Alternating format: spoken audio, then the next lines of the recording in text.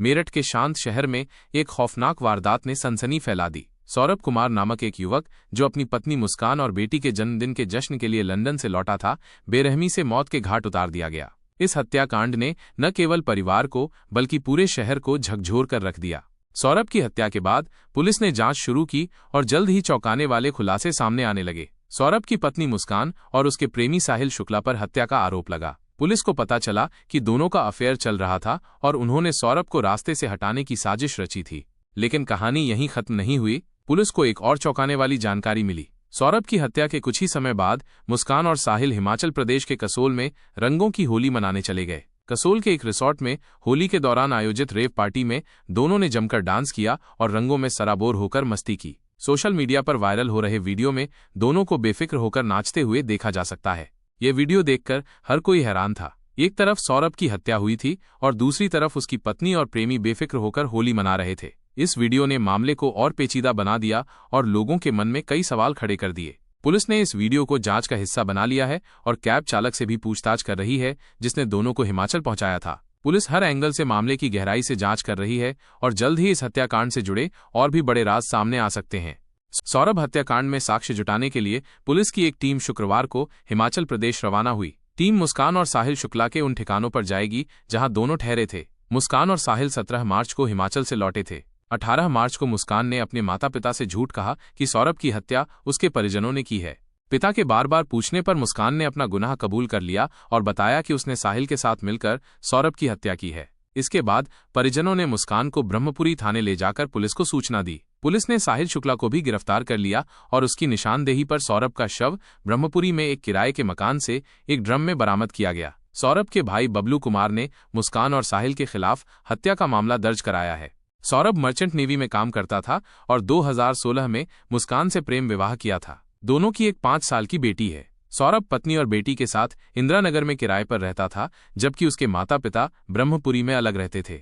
मुस्कान का परिवार भी उसी मोहल्ले में रहता है। मुस्कान और साहिल के बीच नजदीकियां बढ़ गईं क्योंकि सौरभ अक्सर काम के सिलसिले में बाहर रहता था। पुलिस जांच में पता चला है कि उन्होंने हत्या की योजना बनाई थी और 4 मार्च की रात को सौरभ को खाने में नशीला पदार्थ मिलाकर बेहोश कर दिया था। फिर उन्होंने उसकी हत्या कर दी और शव के टुकड़े करके एक ड्रम में डाल दिए।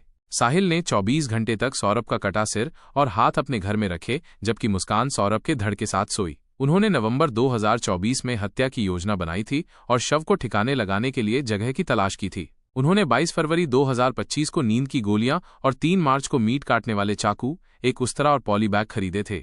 3 मार्च को मुस्कान ने सौरभ को दिए गए कोफ्ते में नींद की गोलियां मिला दी। जब वो सो गया तो उसने साहिल को बुलाया और दोनों ने मिलकर उसकी हत्या कर दी। उन्होंने शव को बाथरूम में ले जाकर उसके टुकड़े किए और उन्हें एक ड्रम में डाल दिया। साहिल कटा सिर और हाथ अपने घर ले गया और 5 मार्च को उन्होंने एक ड्रम खरीदा और उसमें शव के टुकड़े डाल दिए। उन्होंने ड्रम को सीमेंट और डस्ट से सील कर दिया।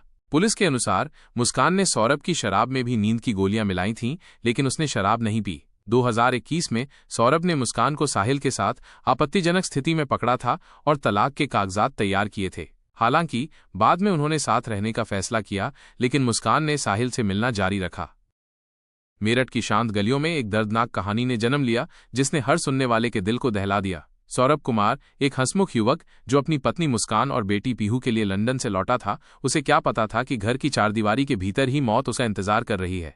सौरभ और मुस्कान की प्रेम कहानी 2016 में शुरू हुई थी, जब दोनों ने एक दूसरे का हाथ थामा था। उनकी जिंदगी में पीहू के आने से खुशियों का एक नया अध्याय जुड़ा। सौरभ मर्चेंट नेवी में काम करता था और अक्सर उसे विदेश जाना पड़ता था। उसकी अनुपस्थिति में मुस्कान और साहिल शुक्ला के बीच नजदीकियां बढ़ने लगीं।